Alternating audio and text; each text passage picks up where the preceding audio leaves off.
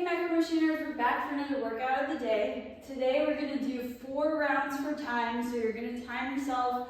Again, write them down in your notebooks. Times, weights, revisit these later on and see if you can beat your time and or weights.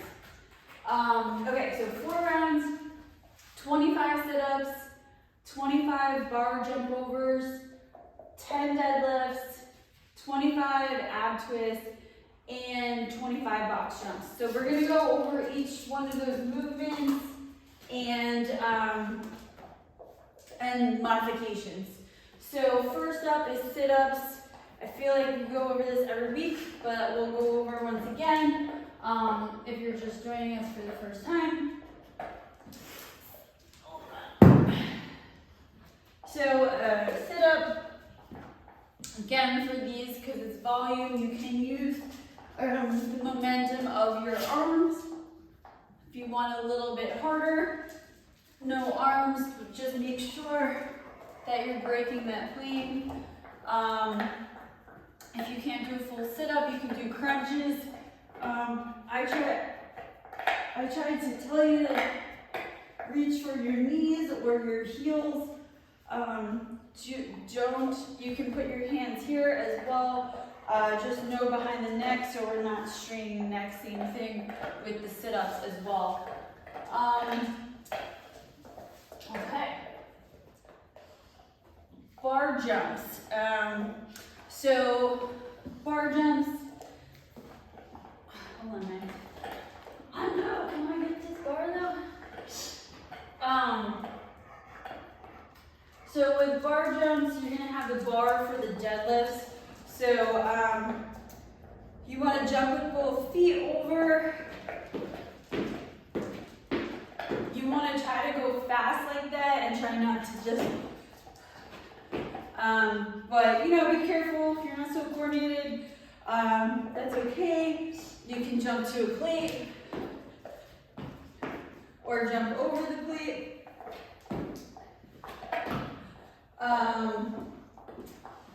If you're using kettlebell for your deadlifts, you can jump over the kettlebell as well. If you have nothing, you can just try to really get those knees up as you're jumping over whatever it is or nothing. So yeah. Those are bar jumps. Deadlifts, we'll start facing you. You want to have your hands about a thumb width away from the smooth part. Here's the smooth part, here's the knurling. Measure with your thumb from the smooth part on the knurling. You can grip a regular grip, or you can do the reverse grip, which is what I like to do. You're gonna always have you're gonna step up to the bar, make sure that bar is in close and tight to you.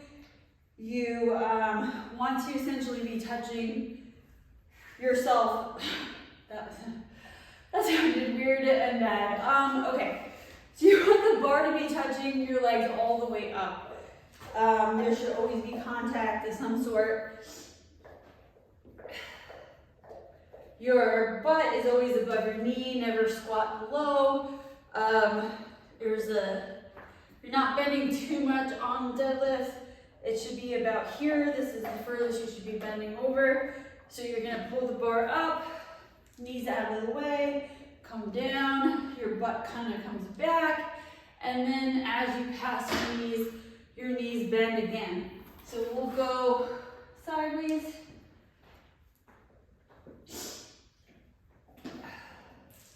And you notice my back is nice and tight. My shoulders are back, my chest is up, and I'm pulling straight up. I'm using those legs to drive the barbell up. And like I said, my butt is never going below my knees at any time. Not like if I was setting up for a clean. And my back is tight. If you start feeling that lower back getting tight or hurting, just really make sure that you're keeping that back straight that whole time. Your hips come out, your butt comes back as you release down and back up. If you don't have a barbell, but you have a kettlebell, same thing, come down. And you can do this with a dumbbell as well, but again, make sure everything is tight and straight. You can also use a plate. I would grip it a little lower, about mid or further down. The point here, you want some resistance. You know, you don't really want to do body weight all the time. You want some resistance training. And so that's why we're adding some weights. So whatever fits into your routine, use it. Ab twist. I like to use a plate, but you can use a dumbbell or a kettlebell as well. Important part with the ab twist. The only thing that should be touching the ground is your butt, so your legs should be up. You can cross them, you can keep them out. My back is straight and tight. I'm engaging those abs, and then I'm gonna go back and forth. You don't want to be like too wide.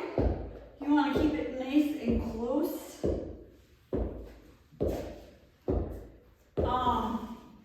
If you can't use weights, you can just use your hands. If you're finding the stability is a little off, you can put your heels on the ground, just your heels. Try not to get your feet just slightly touch with your heels, or you can cross and just have one heel down and go back and forth. Box jumps. Let's hope I don't disturb the puppies over here.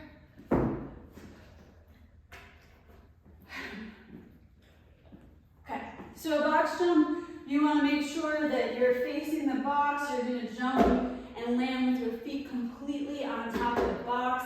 They shouldn't be hanging off. You should be jumping high. You want to land in about a quarter squat. And then come back down. You can either jump or you can step down. You can lower the box if it's too high. You can do step ups.